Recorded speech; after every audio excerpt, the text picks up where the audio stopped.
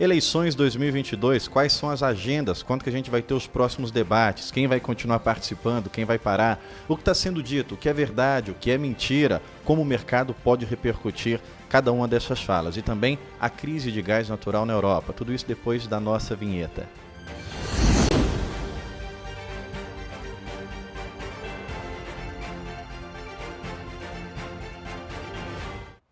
Bom, para quem acompanha aqui no Radar, a gente vai repercutir as notícias mais recentes que vão movimentar o mercado financeiro, o mercado do agronegócio. E se você gosta desse tipo de conteúdo, eu quero pedir para você considerar deixar a sua curtida, deixar um comentário. Se está assistindo pelo YouTube, se inscrever. A gente está com uns números muito legais pelo Instagram, mas a gente precisa ainda do movimento de crescente muito forte lá no YouTube. E você curtindo, você comentando, ajuda bastante a gente do lado de cá. Bom, vamos falar de eleições, mesmo sendo um assunto que muitas pessoas já estão um pouco saturados, é um assunto que a gente tem que repercutir, porque ele pode influenciar nas movimentações do mercado. Vamos dar uma olhada só numa linha do tempo e as agendas que deverão ser cumpridas nos próximos dias. No dia 16 de agosto, a gente teve a abertura das campanhas oficialmente, as propagandas eleitorais começando. No dia 22 de agosto, o Jornal Nacional começou a sua primeira entrevista, fez com todos os principais colocados, a primeira entrevista com o presidente Jair Bolsonaro. A gente falou disso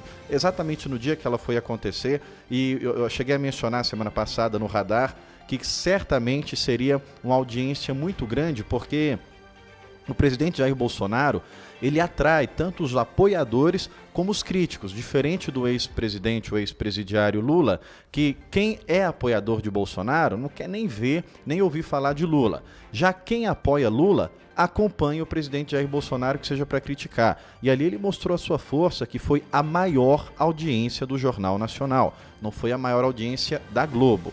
Foi a maior audiência do Jornal Nacional nesse ano, em 2022. E aí, dia 28 de agosto, no domingo passado, a gente teve o primeiro debate na Band. Antes da gente falar desse debate, eu vou tentar trazer uma visão diferente, porque durante o dia o mercado repercutiu, as mídias repercutiram bastante o que aconteceu nesse debate, então eu vou tentar trazer para um olhar mais mercadológico, mais a respeito das cotações. Mas antes da gente falar a respeito disso, vamos só dar uma olhada nas agendas que tem para os próximos dias. Os próximos debates no primeiro turno, a gente vai ter dia 2 de setembro lá na Rede TV, dia 13 de setembro na TV Aparecida, dia 14 de setembro é uma junção de vários jornais, o Globo, Folha de São Paulo, entre outros. Dia 24 de setembro, debate na CNN, também com a junção de outras emissoras, como o SBT, entre outros jornais. E no dia 29 de setembro, o último debate do primeiro turno na TV Globo. Então, claro que todos esses debates são bem aguardados.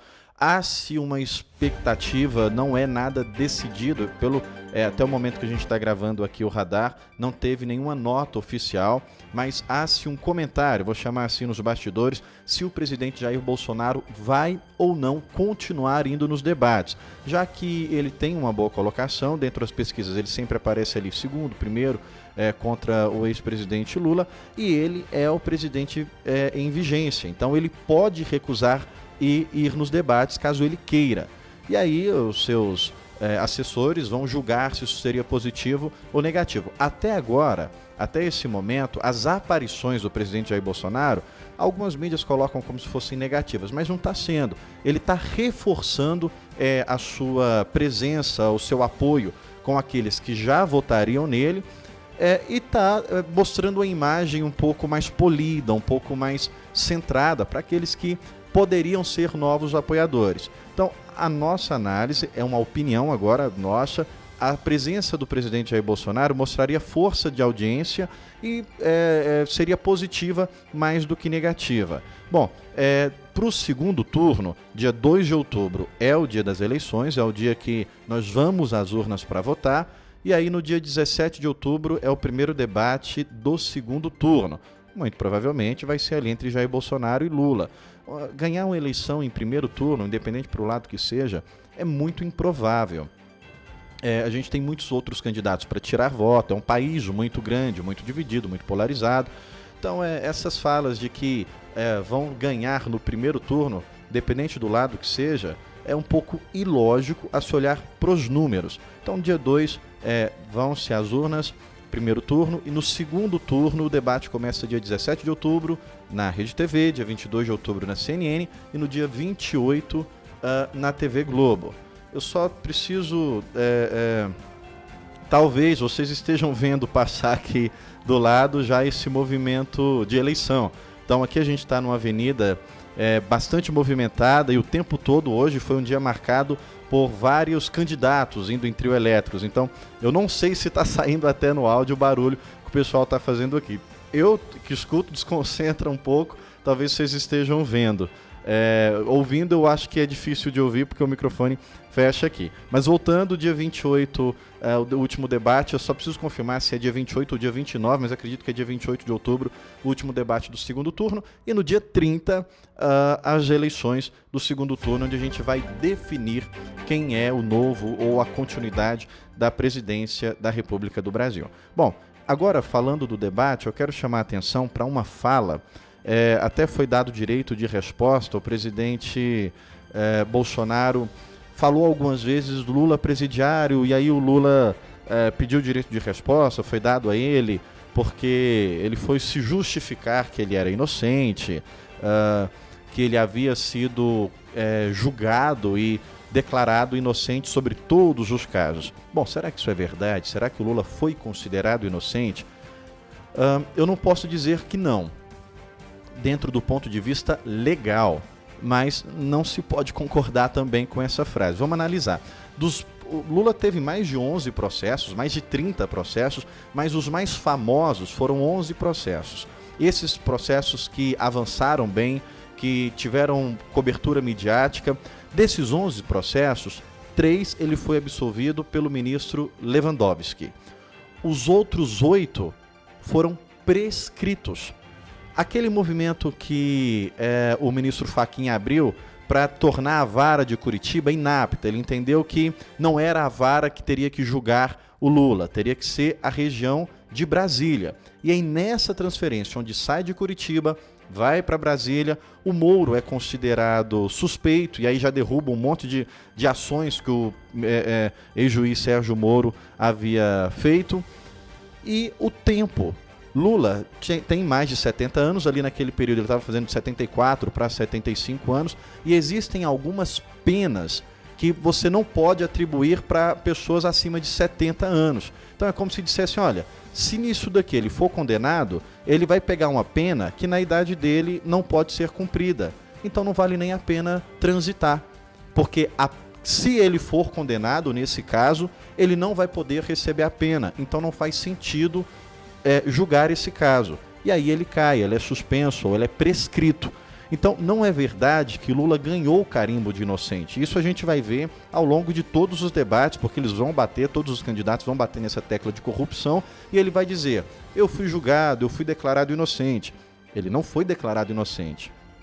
Ele foi absolvido de 3 casos pelo ministro Lewandowski, que já tem um histórico ali de ser favorável ao PT, ao Lula, e os demais foram prescritos. Então ele não foi julgado novamente. Quando sai de Curitiba, que vai para Brasília, a ordem natural da Constituição ou dos processos seria começar de novo as investigações, começasse um novo caso do zero. Então, Lula, você foi condenado aqui por uma série de casos, a gente entendeu que quem julgou você não era a pessoa adequada, a gente vai tirar e vai botar em outro lugar e você vai ser julgado de novo. Não aconteceu isso.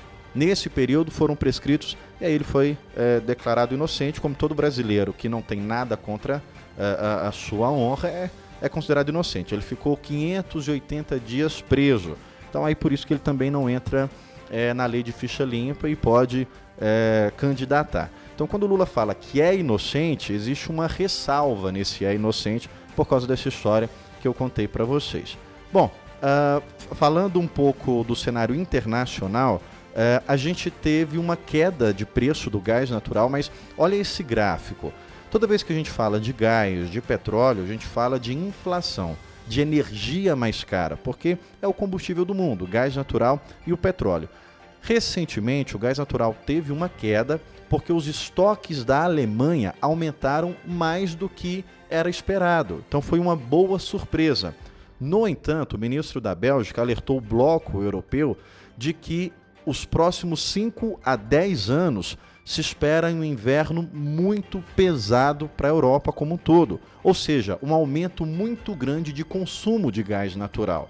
E aí ele propõe que seja estabelecido um teto para os preços do gás natural, já que eles dependem muito do gás natural da Rússia. Então ele fala, olha, se não colocar esse teto aí, a gente não vai conseguir mais controlar a inflação e o preço da energia vai ficar fora do controle, obviamente. E aí a gente pode ver países quebrando, ver uma recessão generalizada em algumas regiões da Europa. Então a gente tem que acompanhar, porque essa situação do gás natural é pressão inflacionária não só para a Europa, para o mundo todo, e também pressão inflacionária sobre os fertilizantes. Então, caso exista um teto para o preço do gás natural, pode ser que tenha também um teto para o preço dos fertilizantes, para alguns, não todos, porque o gás natural é a base dos nitrogenados. E a gente já está com um custo muito alto. Bom, para finalizar, no fim dessa segunda-feira, o Senado aprovou o fim do rol taxativo da ANS. O que é isso? Existe uma lista de exames, de restrições que o plano de saúde cobre.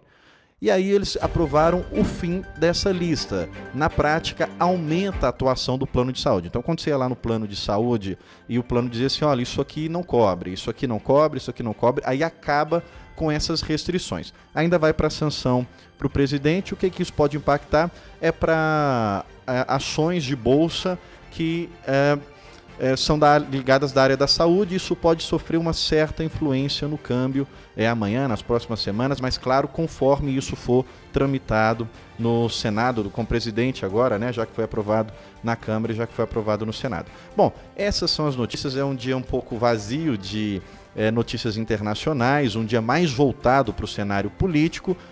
Na partir da semana que vem a gente começa já a trazer como é que estão as pesquisas. O mercado ainda vai demorar um pouco para responder a essa turbulência de eleição que normalmente acontece, porque esse ano a gente está com os dois candidatos que estão na frente, são os candidatos mais conhecidos pelo mercado. O mercado já sabe a forma de cada um tratar a economia.